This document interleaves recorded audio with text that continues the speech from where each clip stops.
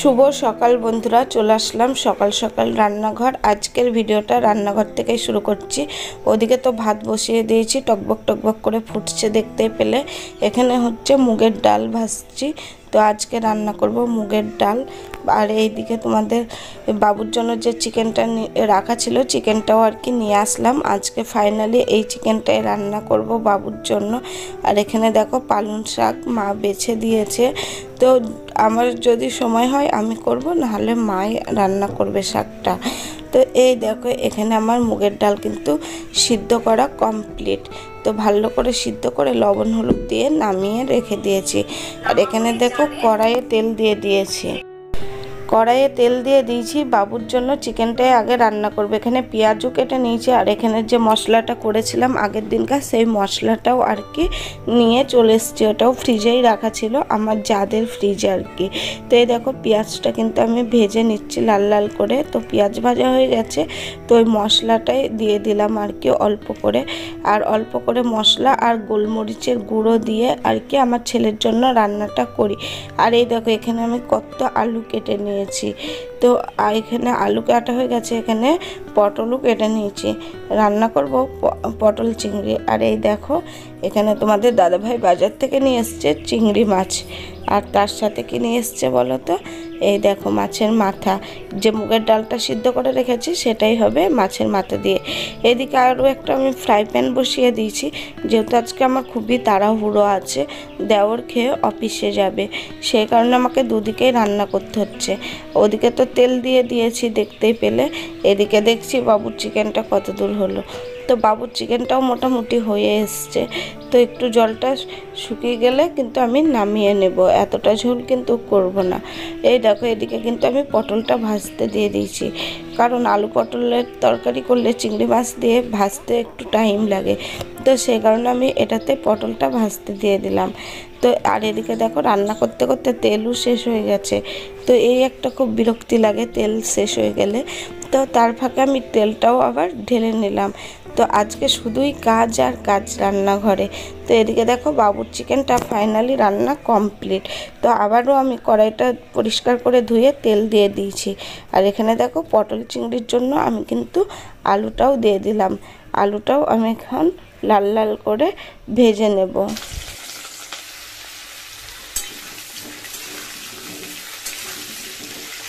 একদিকে হচ্ছে আলু ভাজা আর অন্যদিকে হচ্ছে পটল ভাজা। আগেই বললাম আজকে আমার প্রচণ্ড তাড়াহুড়ো। তো চলো এখন রান্নাটা করে নিই। এই দেখো পটল ভাজা কমপ্লিট।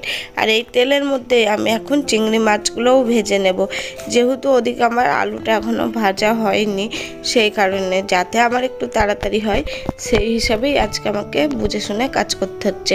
আলু পটল চিংড়ি ভাজা কমপ্লিট। তেলের মধ্যে দিয়ে দিয়েছি তেজপাতা, তারপরে পেঁয়াজ দিয়ে দিয়েছি। তো পেঁয়াজও আমার লাল লাল করে ভাজা কমপ্লিট। আর এদিকে দেখতে পাচ্ছ মশলা। তো এই দেখো মশলাও দিয়ে দিয়েছি, আর মশলাটা ভালো করে কষানো হয়ে গেছে। মশলা থেকে কিন্তু তেলও ছেড়ে দিয়েছে। তো এবার আমি দিয়ে দেব ভেজে রাখা আলু পটল। তার আগে দিয়ে দেব লবণ হলুদ। তো আমি তো লবণ হলুদ দিতেই ভুলে গেছিলাম, তো হট করে মনে পড়লো তো লবণ হলুদ দিইনি, তো আবার লবণ হলুদটাও দিয়ে দিলাম আর কি।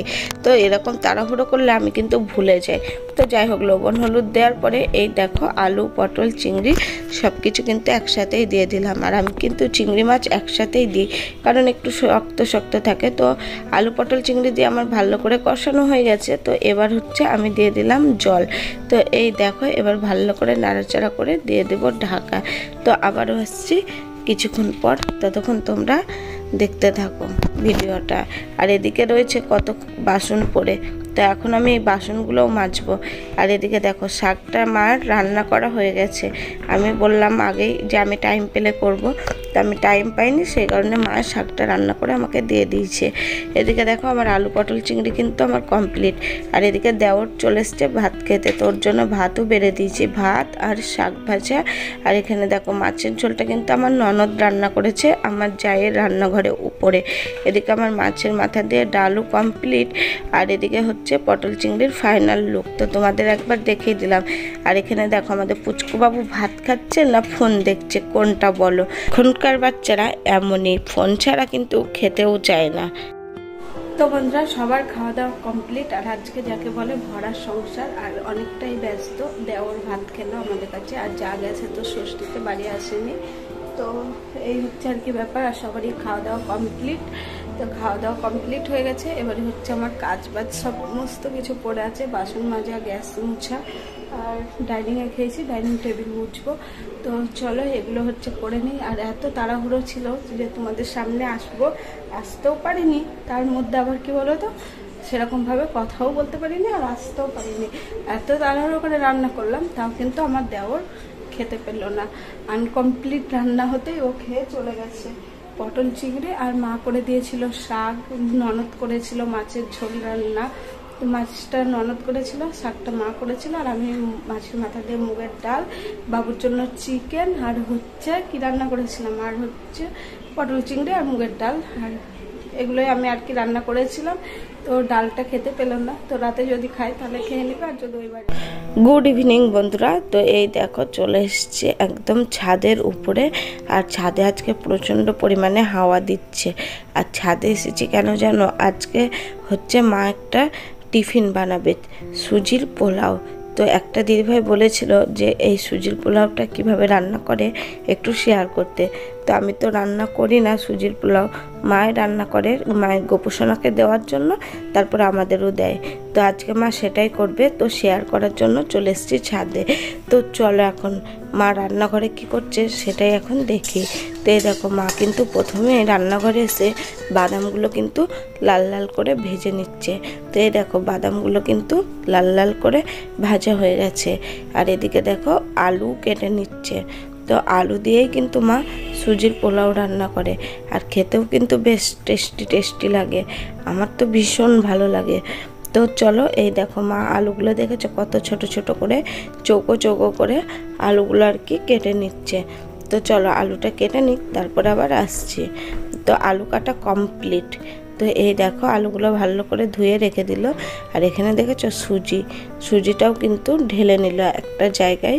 তো ভালো করে দেখে নেবে সুজিগুলো কেমন। তো সুজিগুলো বেশ ভালোই আছে। আর প্যাকেটের জিনিস তো বলা যায় না, পোকা হয়ে যেতেও পারে। তো সেই কারণে আমি আর মা দুজনেই ভালো করে দেখলাম। তো এই দেখো কড়াইয়ে দিয়ে দিয়েছে সাদা তেল। তো সাদা তেল দিয়েই কিন্তু রান্না হবে সুজির পোলাও। তো তেলটা গরম হয়ে গেছে, এখানে দিয়ে দিল তেজপাতা আর হচ্ছে শুকনো লঙ্কা। তো এগুলো ভালো করে লাল লাল করে ভেজে নেবে। তো এগুলো ভাজার পরে দিয়ে দিল হচ্ছে আলু।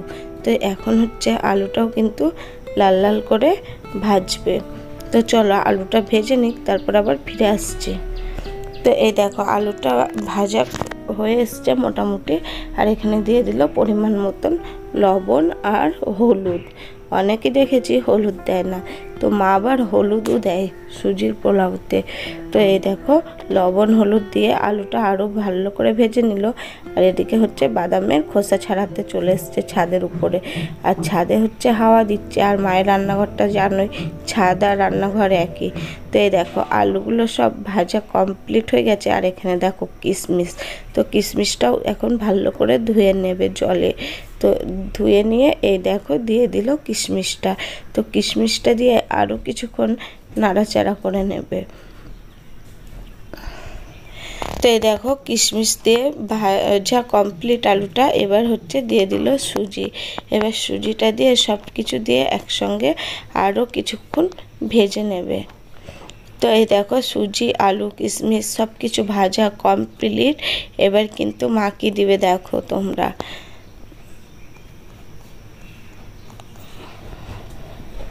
তো এই দেখো এবার হচ্ছে মা দিয়ে দিচ্ছে চিনি। তো চিনিটা দিয়েও কিন্তু ভাজবে। অনেকে দেখি চিনিটা কিন্তু জল দেওয়ার পরে দেয়, আর মাকে দেখছি চিনিটা দিয়েও কিন্তু লাল লাল করে ভেজে নিল। আর এদিকে দেখেছো ঘিয়ের কোটো খুলছে, দিয়ে দিল ঘি পরিমাণ মতন। তো ঘি না দিলে কিন্তু সুজির পোলাও টেস্টি আসবে না। তো ঘি দিয়ে ও আরও কিছুক্ষণ ভেজে নিল লাল লাল করে। তো এবার হচ্ছে দিয়ে দিল জল।